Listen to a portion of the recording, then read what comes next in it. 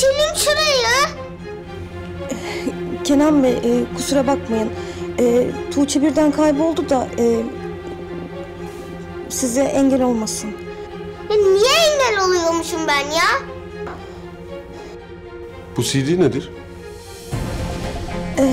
O Tuğçe'ye çizgi film açmıştım da ben. Neyse ben hallederim. Sizi daha fazla rahatsız etmeyelim. Ya Sinem ne yapıyorsun? Tamam, sorun değil. Ben hallederim. Yok ben hallederim. Sizi daha fazla meşgul etmeyelim. Tamam Sinemciğim. Artık can olayını da siz halledersiniz. Ya Sinem, babam yapsın, ver bilgisayarımı. Tuğçe'cim tamam canım, hadi gel biz çıkalım. Ya senin işin hiç bitmiyor ki baba ya. Aynı hikayedeki karınca gibisin. Bak sen. Tuğçe'cim hadi gel tatlım, çıkalım biz. Tamam ya. Kimseden yardım falan istemiyorum. Ben kendim yaparım.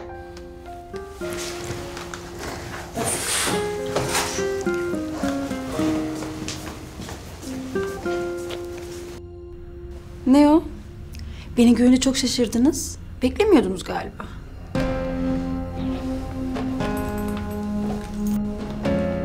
Allah Allah. Ne kadar ayıp. Misafiriniz gelmiş mekanınıza. Bir çay kahve ikram etmek de mi yok?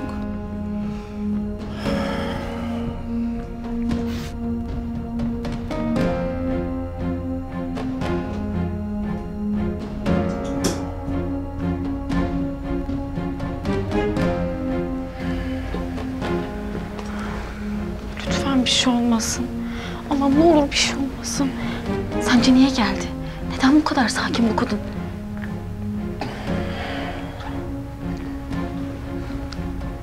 Ya yenge, hakikaten merak etmeye başladım ya.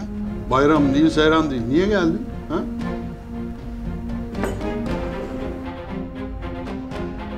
Hayır, gel tabii. Özletme kendini. Değil mi?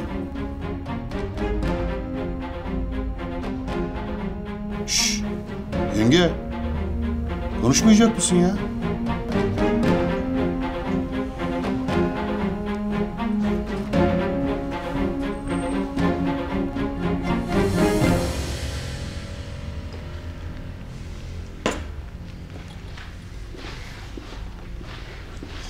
Selim'cim, sen daha burada mısın? Ben çıkacağım da geliyor musun? Nereye? Akşam yemeğe geliyorum ya size. Bize mi? Ha, evet. Yok, ben buradayım daha. Ama...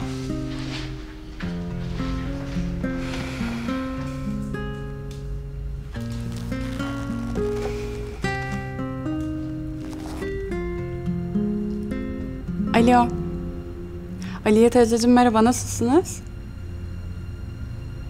Tabii geleceğim. Hem size söylemem gereken çok önemli bir şey var. Aha, yüz yüze konuşuruz. Tamam, öpüyorum.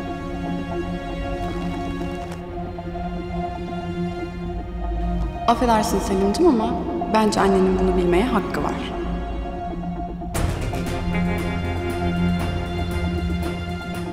Hadi Sinem, ver bilgisayarımı, ben oyunuma devam edeceğim. Tatlım istersen ben devam edeyim. Hayır, istemiyorum. Bana ver, ben devam edeceğim. Ama bu son oyun değil mi? Yani yanınca oyun bitiyor. Hı. O zaman bunu şansa bırakamayız. Nasıl yani? Sonuçta son hakkın. Yani onu ne yapıp ne edip kazanmalısın değil mi? Evet. Şimdi ne yapalım biliyor musun? Sen böyle iyice bir konsantre ol. Nasıl konsantre olacakmışım? Nasıl? Şimdi böyle dön önüne. Şimdi iyice konsantre ol. Böyle derin derin nefes al. Oyundaki puanlarını düşün. Düşünüyorum. Aferin sana. Böyle iyice odaklan. Tamam mı? Ben şimdi bilgisayarı önüne koyacağım. Tamam. Başlayabilirsin değil mi? Başlayacaksın, tamam? Tamam. Kazanacağını düşün böyle.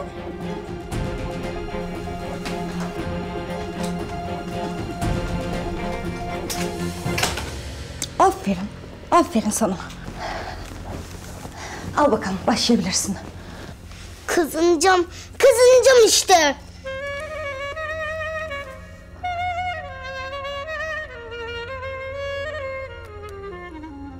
Birbirimize oyun oynamayı bırakalım artık, değil mi? Ne oyunu? Ne oyun olduğunu sen benden daha iyi biliyorsun Veysel Efendi. Vallahi ben tavladan başka oyun bilmem. Biraz da piştim işte o kadar yani. Elindeki kayıtları çabuk bana ver.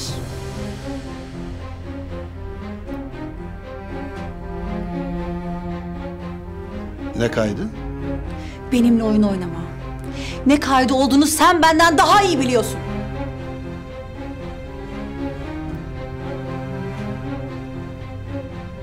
Kafayı mı üşüttün sen ya? Ne kaydı? Benim kayıttan haberim yok.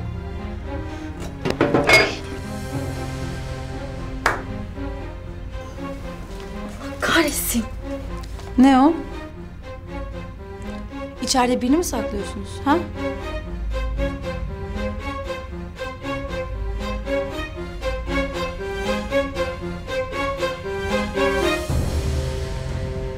Yenge ya, önce aramızda böyle bir güven tesis etmemiz lazım değil mi? Senden ne saklayacağız ya? Lan Armut, o kadar söyledim ben sana değil mi? O raflar böyle oynak diye. Gene dizdin oraya bardakları. Tamam baba ya. Ne kızıyorsun ki? Konuşma lan, konuşma. Git hadi ne düştüyse kaldır onu. Ne yapıyorsun sen ya? Birazcık dikkat etsene. Vallahi bir çuval inciri berbat edeceksin. Dikkatli ol sana. Kes demek. Sessiz ol. Hayatımı söndürmeye mi çalışıyorsun sen benim? Eline 3 kuruş para geçtiği adam mı oldun birden? Ne sanıyorsun sen kendini? Çabuk, o kayıtları bana ver. Bu kayıt dediğin her neyse canını fena sıkacak cinsten galiba. Hayırdır? Yoksa içirip gizli pozlarını mı çektiler? Ne diyorsun sen be? Sapık! Yok yani sana bu oyunu kim oynadı diyorum. Yani yana yakıla bu kayıtları aradığına göre biri fena canını yakmış olmalı. Yüzüne baksana, 3,5 atıyor.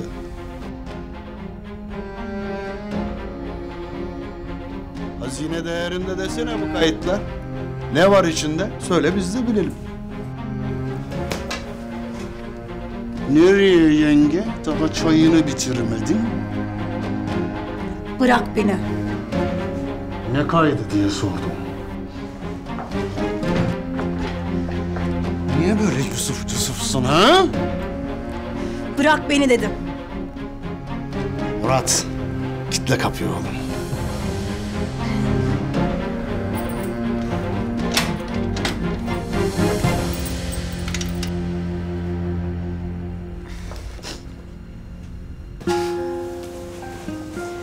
Hadi bakalım, iyi uykular tatlım sana.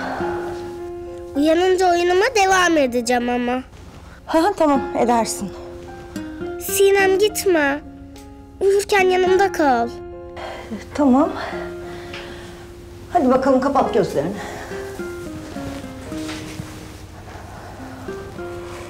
Tamam. Bırak beni, yanlış anlamışım demek ki. Neyi yanlış anlamışsın? Bana bak sosyete. Benim tepemin tasını attırma. Kendi ayağımla geldim buraya. Şimdi öt bakalım. Ne vardı o kayıtlarda? Canım yanıyor, bırak! Bıraksana sen de be. Bırak gitsin işte. Bu da ayrı bir manyak. Belasını arıyor resmen. Sen o kayıtlarda ne olduğunu söylemediğin müddetçe buradayız. Şimdi bir daha düşün bakalım. Bırak beni, canımı yakıyorsun! Ne? Ödüm bir tarafına karıştı. Bırak! Hayvan herif, Allah belanı versin. Şunları bir atlatayım. Hepsinin hesabını soracağım size.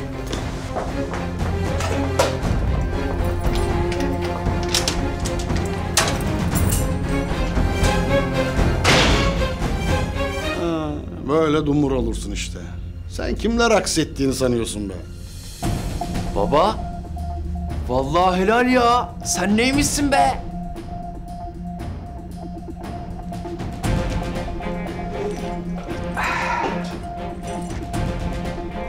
Gel Gonca Gül Hanım gel. Asayiş Berkemal.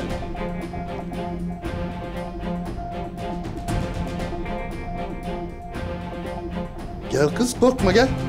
Tilki yuvasına kaçtı çoktan.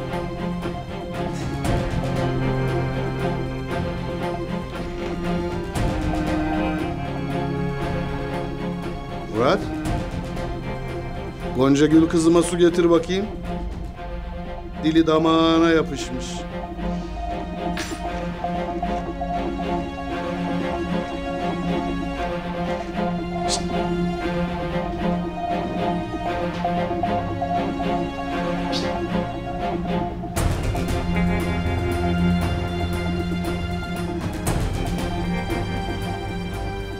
Demek CD onda değilmiş.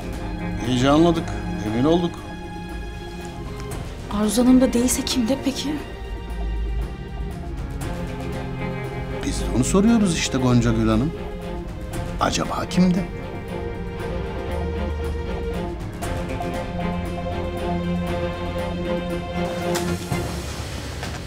Filmin en heyecanlı yerine reklam girdi. Göremedik ki. Tuğçe. Aa, uyudu mu? Evet, yeni uyuttum. Tamam.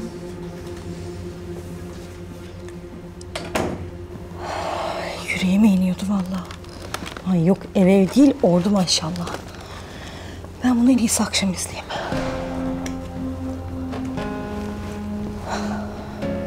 Şimdi sen diyorsun ki kesinlikle ve resmi olarak ve de son kararım olaraktan CD bende değil.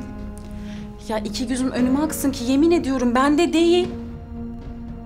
İyi. Kimde o zaman? Bilmiyorum. Evde birindedir o zaman. Git bul getir hadi. Gidemem. Niyeymiş? Çünkü kimseye bir şey söylemeden çıktım. Arzu Hanım beni sorguya çekecekti. Beni odada göremeyince köpürmüştür o. Nasıl bela bin eve gidince bekliyor. Lan hepiniz ayrı bir dertsiniz ya. Bık bıkınız hiç bitmiyor. Lan ne tükenmez çilem varmış ya.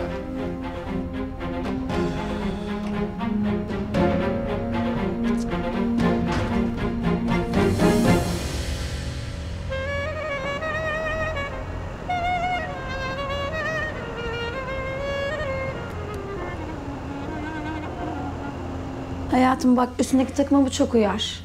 Ama istersen bunu da takabilirsin. Altı üstü evde yemek yiyeceğiz.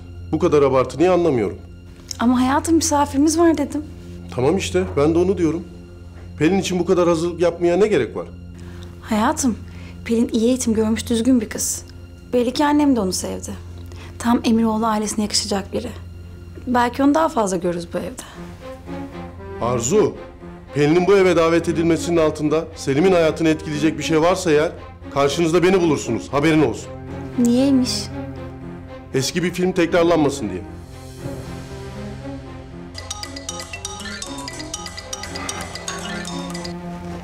Gonca neredesin? Sabahtan beri yoksun ortalıkta. Hanımım kusura bakmayın size haber veremedim. Aa niye zahmet ettin ki? Hiç haber vermeseydin. Halam hastaneye kaldırmışlar. Ben de apar topar gelmek zorunda kaldım. Bu gece de refakatçi olarak kalmam gerekiyor. İyi bari. Bir dahaki sefere lütfedip izin al. Ne olmuş? Gonca'nın her zamanki bahaneler işte hayatım. Aferin lan. Kedi olalı bir fare tuttun ha. Şüphelendim mi acaba? Kızım, sen hanımını Einstein mı zannediyorsun ya? Halam hastanede, bu gece refakatçi kalacağım. O kadar bitti. Ne şüphelenecek ya? Lan var ya, bu karı bunu muma çevirmiş ha. Yazık kızım be. Ağzı var dili yok ya. Ulan ne söyleyeceğinden biz öğreteceğiz sana. Öyle tabii baba. Yani şimdi herkes senin gibi Hollywood oyunculuğu koyamıyor ortaya. Oğlum zamanında benim elimden tutan olmadı. Yürü be baba, yürü! Yani bir de menajerimiz eksik. Hani bir de menajerimiz olsa var ya, paraya para demezdim vallahi. Alo. Buyurun benim. Hangi film demiştiniz? Senaryoyu bir okumam lazım. Sonra menajerim size gerekli dönüşü yapacaktır.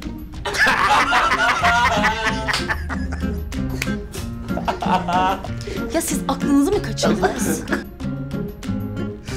Hayırdır Gonca Hanım? Eğlenmek de mi yasak ya? CD yok ve şu an kimin elinde olduğunu bilmiyoruz. Ay manyaklara bak ya.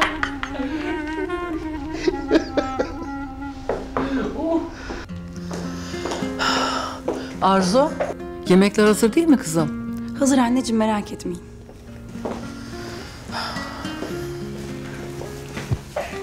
Bir tek peynirimiz eksik. Gelir birazdan. Vallahi ne söyleyecek ben de çok merak ediyorum. Öğreneceğiz bakalım. Ha, geldi.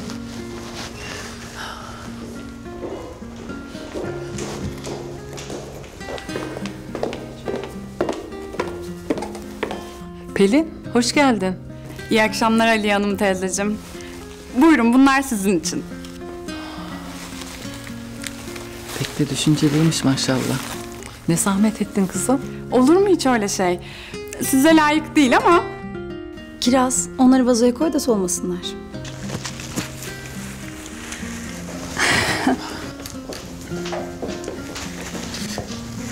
Pelin'cim, gözümüz yollarda kaldı.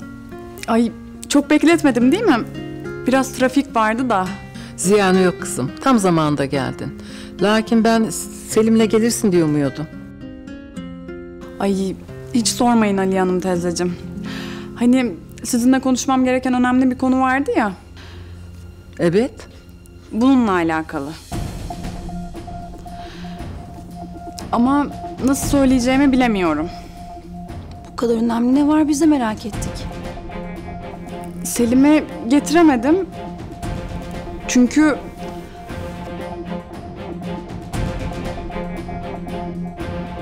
Çünkü hep o Zeynep yüzünden.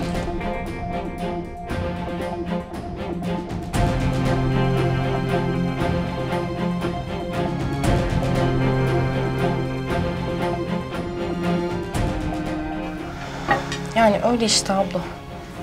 Bir anda kendimi sıkışmış hissettim. Ona bunu yapamam dedim. Sonra da yüzüğü çıkarıp gittim işte. Ah Zeynep, ya anlıyorum ben seni. Sonra da beni merak etmiş. Evet, bayağı telaşlı görünüyordu. Ben de merak ettim seni. Sonra buldu işte beni. Konuştuk. Neden diyor. Neden böyle yapıyorsun? Hayır, ona bunu yapmak istemiyorum ama... onu ailesinden de koparmak istemiyorum abla. Gerçi onsuz da yapamıyorum. Keşke her şey onun dediği kadar kolay olsa bizim için.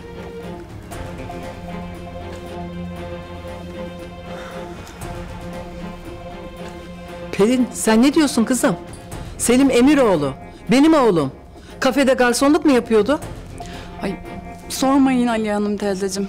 Yani gördüğümde ben de şok oldum. Ay, Selim'i tanımazsam sanki orada çalışan herhangi biri sanırım. Üstü başı mahvolmuş. Oradan oraya koşturup duruyor zavallı.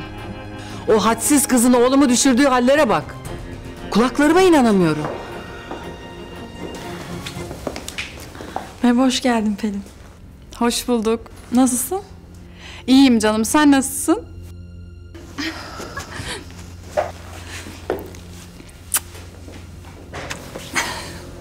Hoş geldiniz.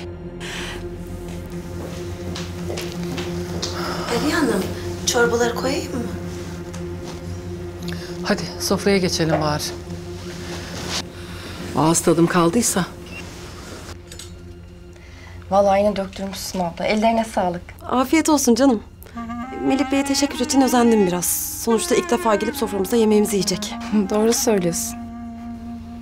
Yani ona ne kadar teşekkür etsek az ama... Allah razı olsun.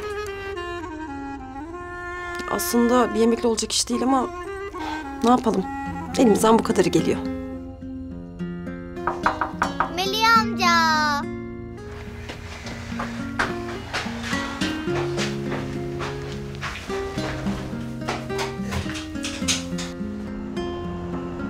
Hoş geldin Melih amca.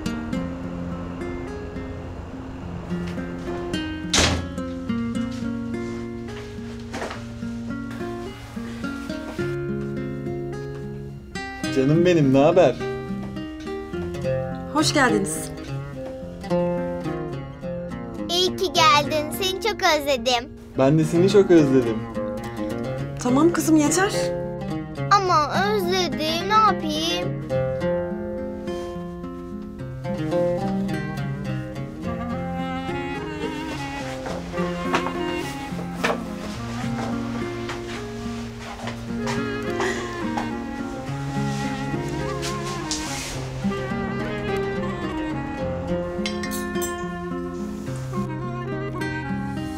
Ellerinize sağlık. Her şey çok güzel olmuş. Afiyet olsun kızım. Rahmetli Ayşe ablanın tarifiydi bu. Tabii onunki bir başka oluyordu ama. Ay, küçükken ben çok yemek seçermişim.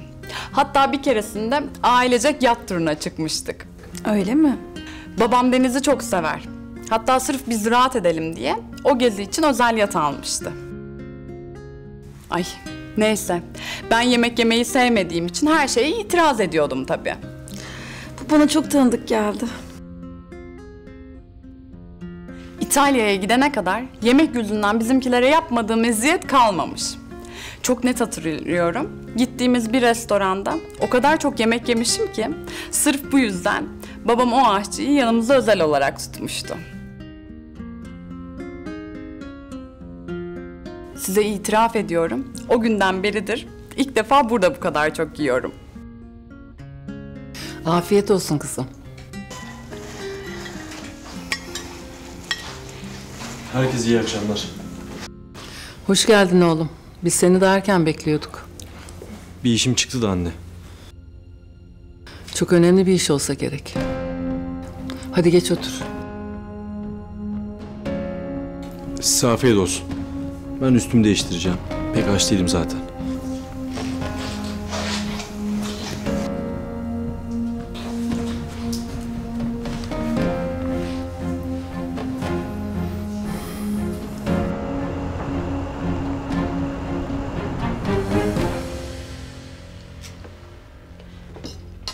Bundan da alır mısınız? Alayım.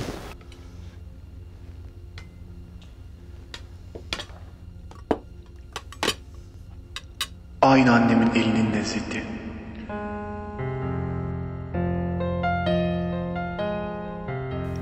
Yemekleriniz çok lezzetli Melek Hanım. Elinize sağlık.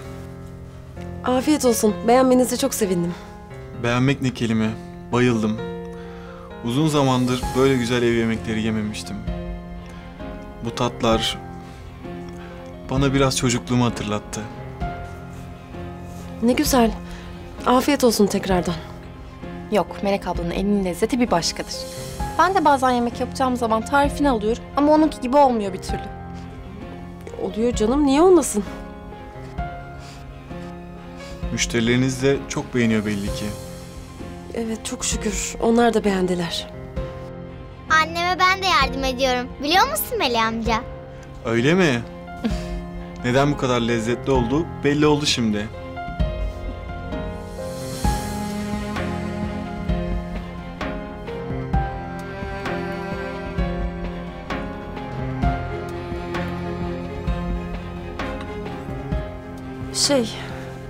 Babanızın sağlığı nasıl? O gün siz bayağı telaşlı gidince. Kalbi bize küçük bir oyun oynadı. Umarım ciddi bir şey yoktur. Çok şükür. Şimdi daha iyi. Çok sevindim. Geçmiş olsun. Sağ olun.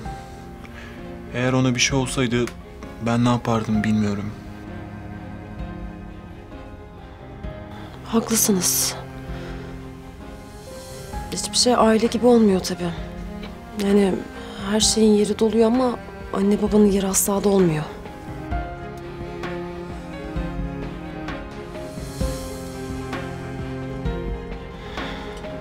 Neyse ki Allah onu sizi bağışlamış değil mi?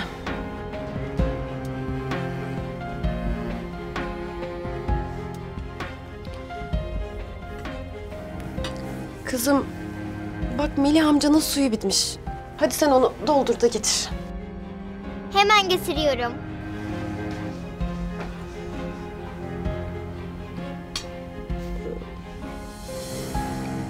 Bugün konuşmamız yarım kalmıştı. Gerçi babanızın bu sağlık durumu üzerine konuşmamız ne kadar doğru olur bilmiyorum ama... size bir şey sormuştum hatırlarsanız. Evet, hatırlıyorum Melek Hanım. Benim niyetim sizi üzmek değil. Ben size yardımcı olmak istiyorum.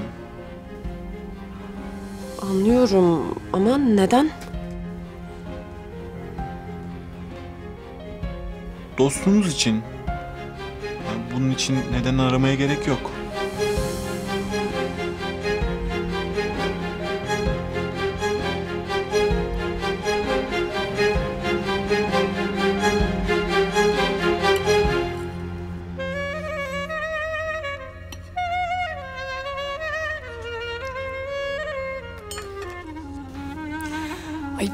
Sarma deyince ben pirinçle birlikte satılıyor sanıyorum. Hacer ablayla birlikte gittik. Hacer abla yaprak seçiyor. Kendisi bizim yardımcımız olur. Ay, Hacer abla dedim bırak. Biz sarma almaya geldik. Ot yemeyeceğiz herhalde. Ay Hacer abla demez mi? Kızım bu midye mi ki denizden pirinçle çıksın? Meğersem Hacer abla midye pirinçle çıkıyor sanıyormuş. Gel oğlum gel. Pelin'cim ne zamandır böyle keyifli yemek yememiştik. Pelin'cim iyi ki davetimizi kabul ettin. Soframızı neşelendirdin. Ay Aliye Hanım teyzeciğim, keşke derslerden biraz daha fırsat bulabilsem, her zaman gelebilsem. Olsun kızım, siz derslerinizden geri kalmayın. Benim için bu kadarı da kafi. Aslında inanır mısınız? Bu kadar çok çalışmama rağmen genel muhasebe dersinde bir türlü başarılı olamıyorum. Selim o dersi iyi diye hatırlıyorum. Gerçekten mi? Yok ya, o kadar değil. Madem derslerinde sıkıntı çekiyorsun, Selim çalıştırır seni. Öyle değil mi? Aman anneciğim, Selim kendi zar zor geçti. Pelin'in de başını yakmasın şimdi. Yok canım. Yakmazsın değil mi Selim? İyi işte. Birlikte çalışırsınız. Hem Selim de konuları tekrar etmiş olur. Harika olur. Yarın çalışıyoruz o zaman birlikte.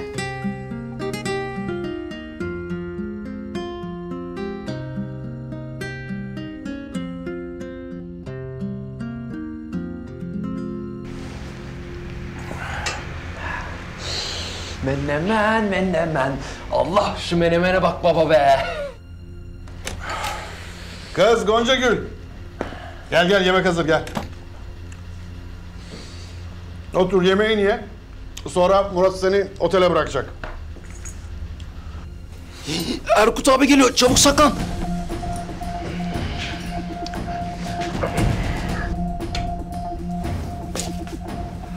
Hoş geldin Erkut. Hoş bulduk abi. Ziyafete oturmuşsunuz. Hiç haber vermiyorsunuz. Hiç olur mu öyle şey Erkut abi? Gel buyur beraber olsun.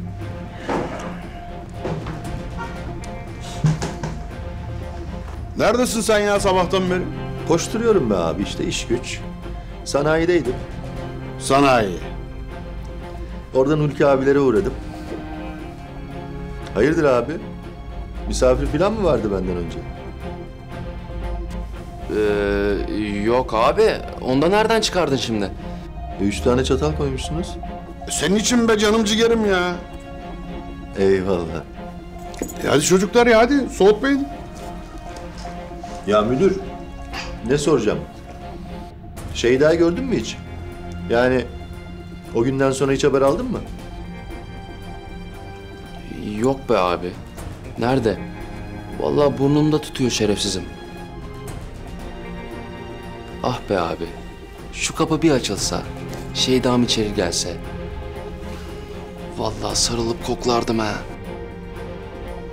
Oo. Yavaş ol beygir. Biz neyiz lan burada? İskele babası mı? Aman aslanım, sakın ha. Seni yarı yolda bırakan kızı af mı edeceksin? Yelkenleri suya indirmek yok Murat, duymamış olayım. Ya ne yapayım be Erkut abi? Elimde değil. Hala seviyorum. Bırak oğlum bu işleri. Sana kız mı yok? Kadın milleti böyledir. Bak dalgana. Oo Erkut'um. Sen kime anlatıyorsun ya? Sünepe çıktı bu armut ya. Tam sünepe.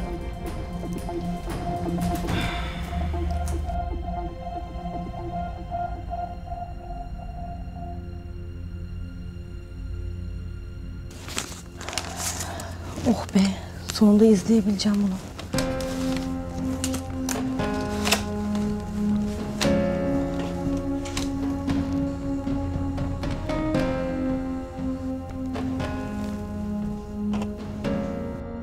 Sana sordum, cevap ver.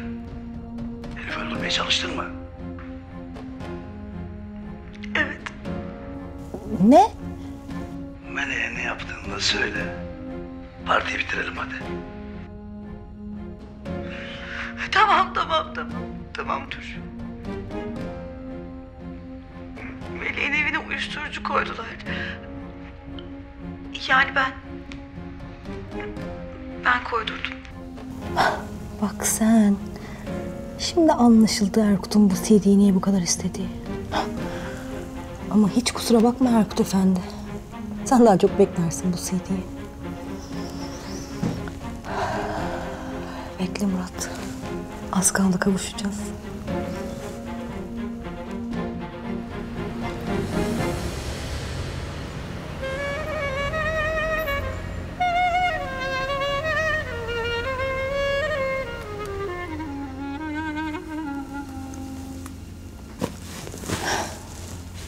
Erkut da kendine akıllı sansın.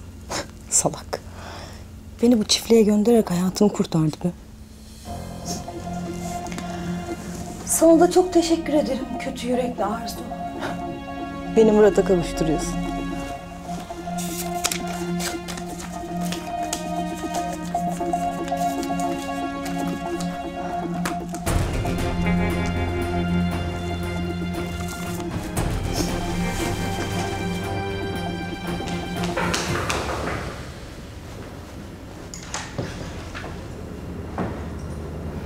Gonca. Hoş geldin. Geçmiş olsun Gonca. Hiç haberimiz olmadı. Nasıl oldu hala? Tehlikeyi atlattı çok şükür. İyi, daha iyi olacak. Ay iyi bari. Allah şifa versin. Büyük geçmiş olsun.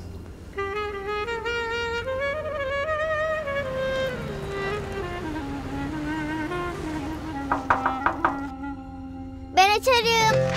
Kızım dur koşma ama. Zeynep abla.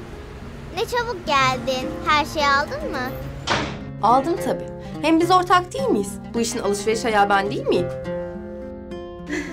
Sağ ol canım. Eksik bir şey yok değil mi? Yok abla her şey tamam. O zaman hemen çalışmaya başlayabiliriz kuzucuk. Hadi bakalım sen de şu hafif olanları al. Yamaklık böyle bir şey. Ne yaparsın? Aa, yamaklık mı? Sen neleri biliyorsun bakayım öyle? Akıllı mıdır? Abla çıkıyorum ben. Okula mı gidiyorsun Zeynep? Yok abla kafeye. Oradayım bütün gün. Tamam canım kolay gelsin. Sağ ol abla.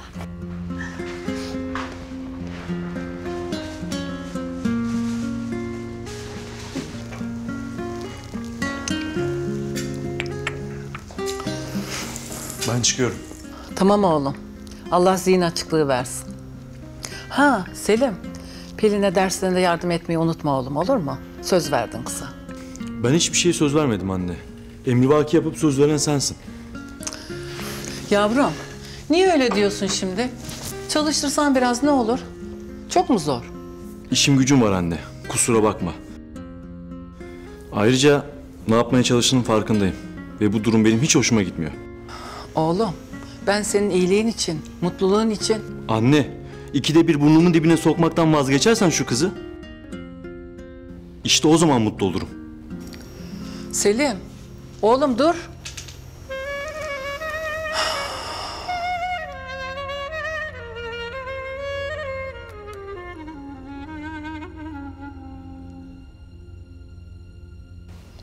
Hala bir şey bulamadın değil mi?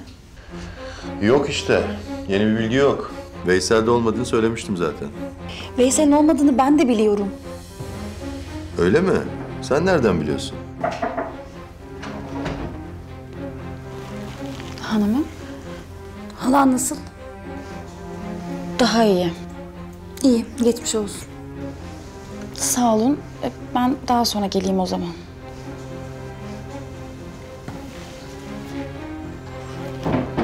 Ne diyordum? Sen diyordum. Nereden biliyorsun Veysel'de olmadığını? O gün sen söyledin ya şehir dışındalarmış onlar olmaz diye. Aynen. Peki kimde bu CD? Bak bir an önce bulmamız lazım. Vallahi bilmiyorum. Ama her kimdeyse ilk hareketini bekleyeceğiz. Başka çaremiz yok. Değil mi? Allah kahretsin.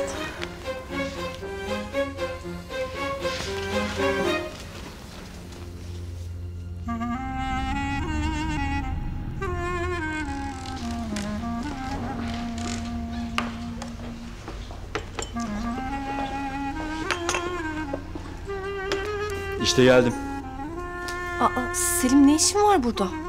Nişanlıma yardım etmeye geldim. İyi de senin dersin yok muydu okulda? Niye gitmedin? Seni böyle bırakmaya gönlüm razı gelmedi.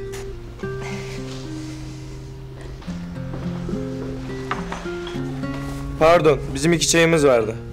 Hemen geliyor.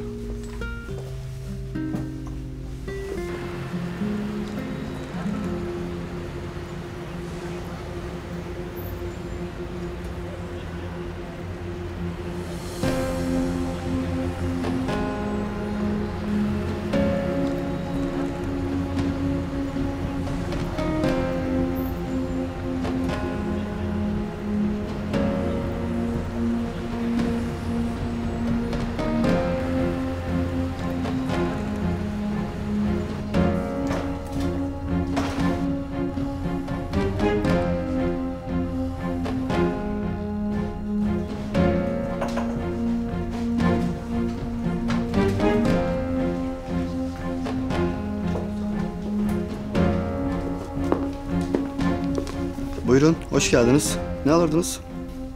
Türk kahvesi. Sade olsun. Hemen geliyorum.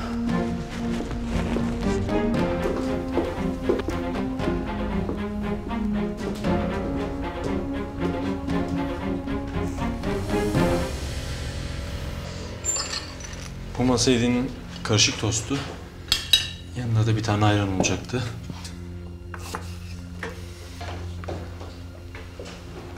Zeynep, masa 5'e sade Türk kahvesi. Tamam. Masa 7'de hazır. Sen Türk kahvesini yap, ben götürürüm. Tamam.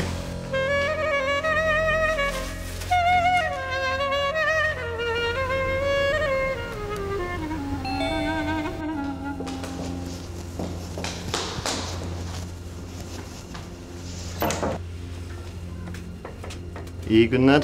Buyurun. Arzu Emiroğlu adına bir zarf vardı. Tamam ben alayım.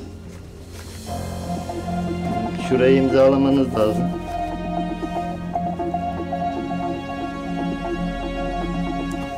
İyi günler.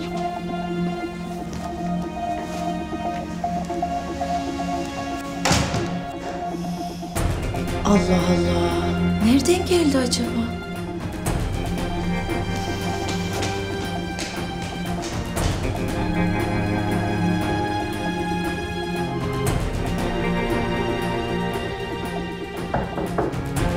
Gel.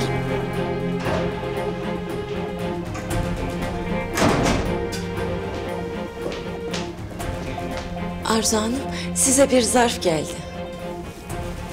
Kimden? İsim yazmıyor. Tamam, çıkabilirsin.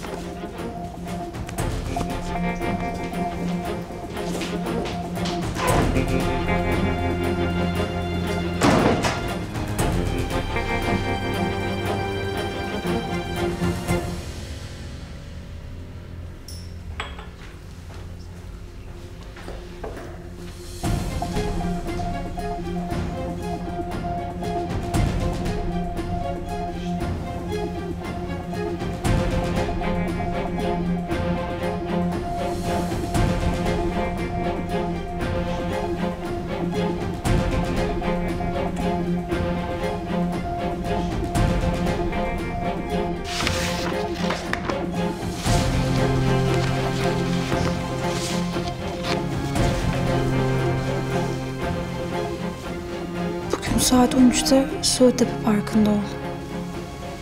50.000'i hazırla ve benden gelecek talimatı bekle.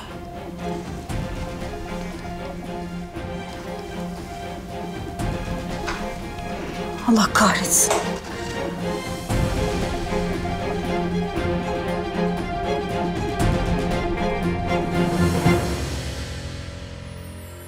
Bu küçük yürek, bu derin sızı gözlerimde saklıdır. Dinmeyen acı dökülür yavaş yavaş elif yağar. Sahipsiz yaban ellerde kahrolur içim kanar. Ayrılık korulur yüreğimde yanar. Vurur yüzüme bitmez keder, ne çare dinmez sancı. Al beni yanına, dön gel anne. Sahipsiz yaban ellerde kahrolur içim kanar. Ayrılık korulur yüreğimde yanar. Vurur yüzüme bitmez keder, ne çare dinmez sancı. Al beni